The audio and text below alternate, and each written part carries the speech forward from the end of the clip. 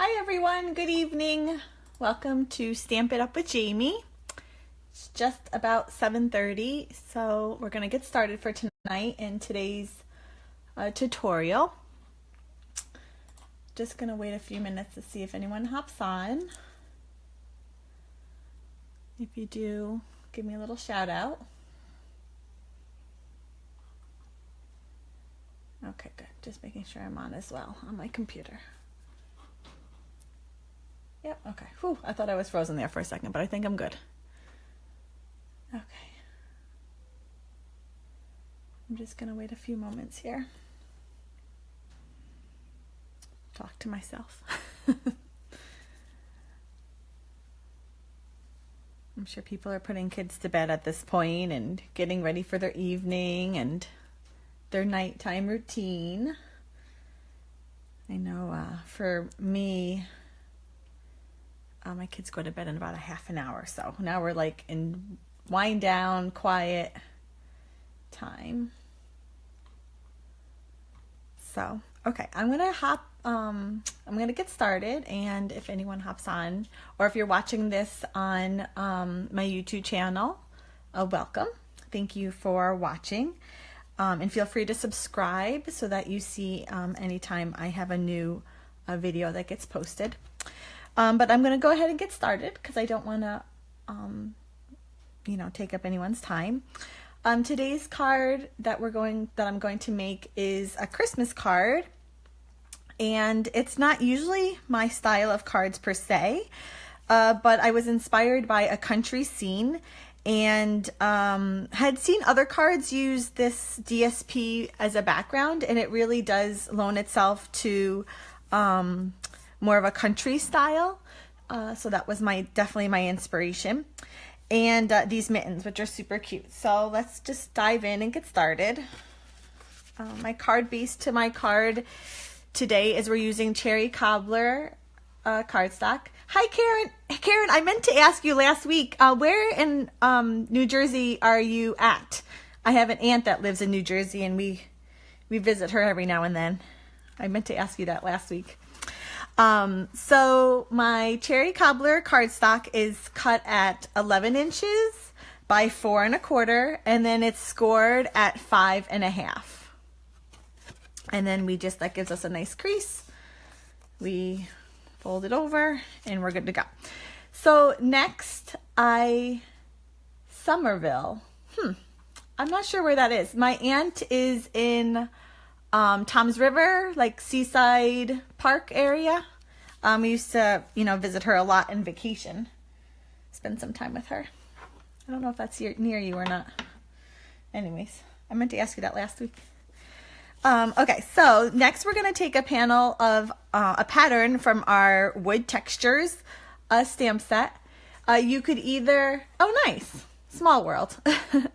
Okay, so this is the other side of it, which you could use if you wanted more of like these little bits to show through. Definitely use that side. I just kind of wanted a little bit poking through, so I'm going to use the other side, but it does give you a nice variety and something to choose from, which is always fun. So I wanted to distress the outside of it a little bit. So what we're going to do is I'm taking my crumb cake ink here, and I just cut a little like pie shape from a sponge. Okay, and open that up. And what we're going to do is just, let's see here, I want that end. We're going to grab some ink on our sponge. Someone's texting me. I don't know if that's messing up with my connection. I apologize if I just froze there for a little bit. Okay, so we're going to ink up a little bit of a sponge here and just kind of wipe, scrub. I don't know what the technical term for this is, but just kind of go across. And so it just, I don't know if you can tell, but it adds like just the color as opposed to just being plain white.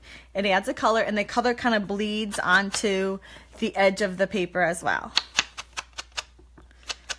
So we're just gonna go around, and if you want a darker look, you just go over it more.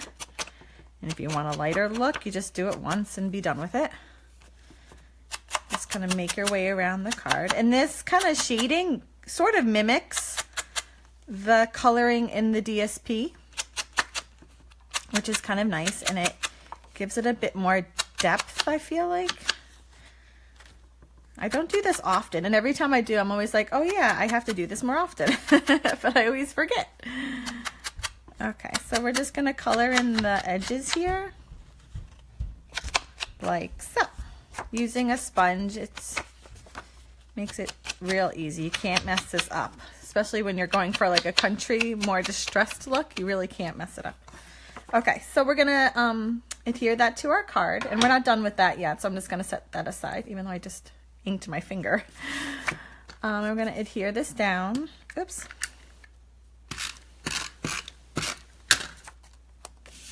Over my cherry cobbler, like so. Okay, next I'm gonna take a panel of cherry cobbler cardstock, a smaller one. This is, let's see here, 1 inch by 4 inches. And I'm going to use, I can't believe I'm using it again, but I obviously love this punch so much that I'm going to use it again. The Triple Banner punch. And because it's 1 inch, it's going to go in my smallest little slot down here.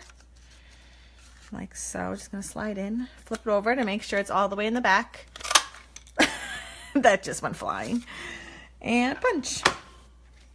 That's going to go there. But if you look, I don't know if you can tell, but I also distressed, oh, thank you so much, Karen. That's very kind of you.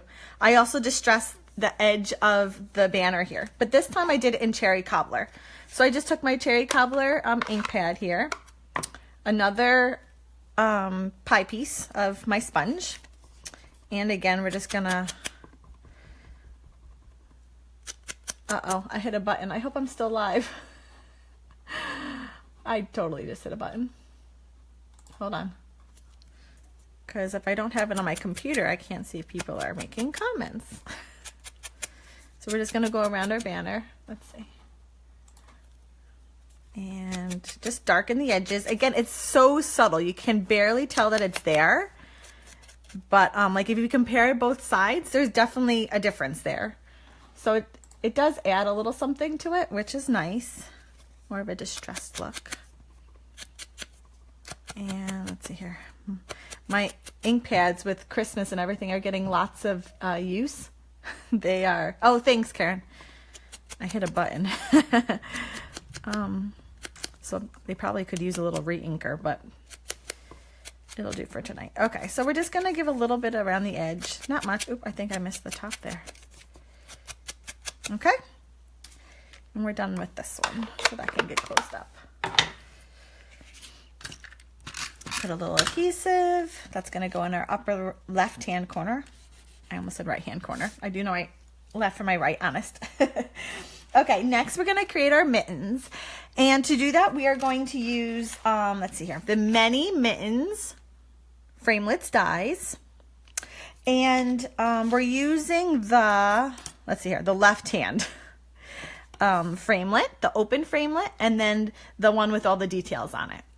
Okay, so what we're going to do, or what I did, I should say, is I cut out 2 very vanilla solid mittens using the left framelit. And then I cut out 2 detailed mittens from the detailed one, from Crumb Cake cardstock. So those are already done, a little card magic, so you don't have to watch me fiddle with the big shot.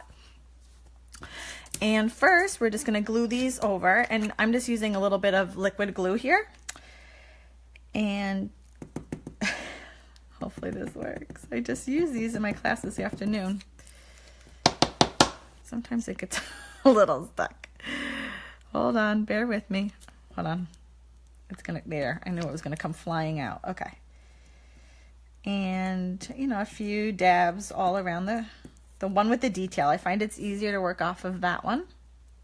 Oops. And let's see. Okay, good. I just want to remind everyone that right now, Stampin' Up! Is running their year-end sale. This will run until January 2nd and includes retiring product that once gone will be gone forever, as well as current product that maybe they have surplus on, or for whatever reason they're on sale. So Don't miss out on those. They have some great deals right now. And you'll see on the year-end sale that all the bundles are retiring.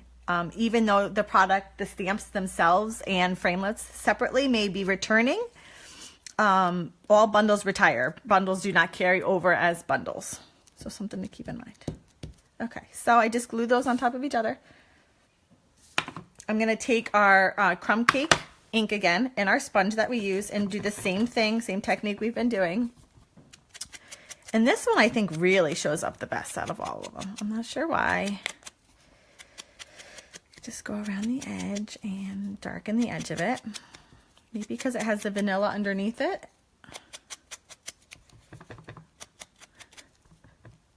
So, okay, so I'm like watching this simultaneously on my Facebook because I want to make sure I'm live. And sometimes it really speeds up.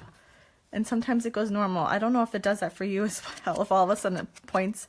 My internet is a little kind of spotty on my computer right now. So I apologize if that's the effect you're getting. All of a sudden me speeding up. And I'm going to go all the way around. Again, if you wanted it darker, you would just go over it a couple times. But it really doesn't take a lot to get a look. To get an effect. That's the word I want. Okay, so we're done with that for now. Actually, I'll set that aside because we're not done with it for good. Okay, again, this is our example. So it's going to go in our right bottom corner here. And I find, for me, I glued one on top of the other first because I kind of wanted to get them at the right angle before I adhered it to the card. And then this just went in my lower right-hand corner. Like so-ish. Okay. Now we're going to do the sentiment here. And this sentiment, where is it? Here it is. Comes from the Watercolor Christmas. This stamp set coordinated with the Watercolor Christmas card kit. But in and of itself, I love these sentiments. This cursive font I think is just great. And this Merriest Christmas Wishes, you know, it just says it perfectly for me. So that's the one we're going to be using. I'm just taking a panel of, let's see here, I need my measurements. This is 3 by 4.5. Whoops, I just put my finger in the ink again. Okay. Okay, so this is our cherry cobbler ink. And just gonna ink it up again. I normally am like, don't push into the inks. They're so juicy, but this time of the year for me, they just, they need a little bit of extra oomph. Okay, so that's gonna go, you know, like there, perfect. Okay, again, cherry cobbler ink, watercolor Christmas stamp set. Okay, so to cut it out, I'm taking my Stitched Shapes Framelits. Say that 10 times fast. And I'm using the largest oval here. And honestly, I use these Stitched Shapes Framelits.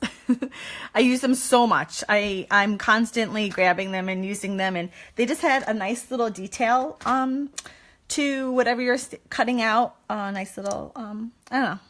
Other than just an oval. It has a nice little look to it. It's a slightly smaller than our sentiment. It just cuts off a little bit of the cursive, which is no big deal. So normally this would get run through my Big Shot and it would cut it out. We're going to do a little card magic and ta-da, there it is. So again, the stitched detail around the edge.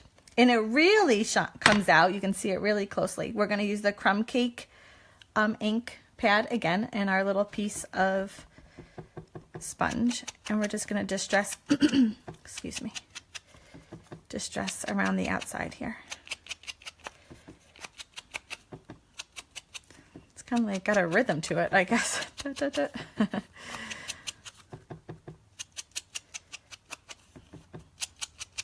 All around the outside.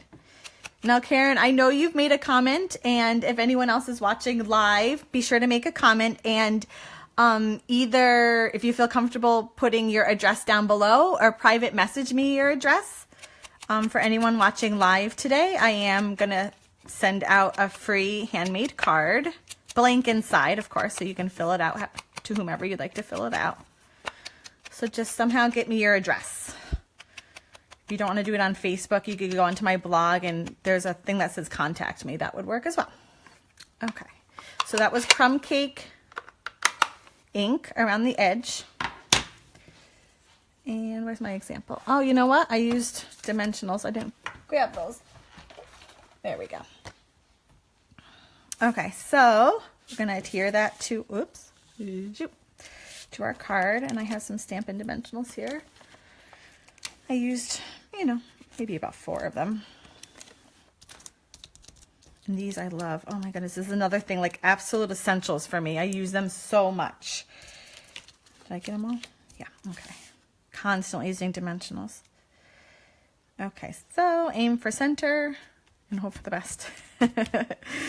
Okay, lastly, we're going to do our ribbon. Okay, so true confession, I try to avoid ribbons like they were the plague, really. I just, unless it's like baker's twine, I really don't use, I don't do bows. I shouldn't say I avoid ribbon. I avoid bows. I actually like ribbon. I like ribbon a lot. But I do try and avoid bows. But today, I don't even know. I should probably have figured out what the formal technique is called. However you make a bow using a comb, whatever that technique is called, that's what I do. So whenever I do make a bow, this is how I do it. You get a comb and, let's see here, 1, 2, 3, 4, 5. I go in 5. Yep, that's about the size it looks like. And we're going to take our back one here and go over this one and right down the middle and pull nice and tight. And then this one comes up and goes down the middle. So you can kind of see both the loops. Okay, I'll do it again. So we go in 5. If you wanted a bigger bow, you would just go in farther. 1, 2, 3, 4, 5. And then we're going to take the back one, goes over this front ribbon, and then through the middle tooth of the comb. You pull it nice and tight. And then the front one comes forward and goes down that same one. And you pull it nice and tight.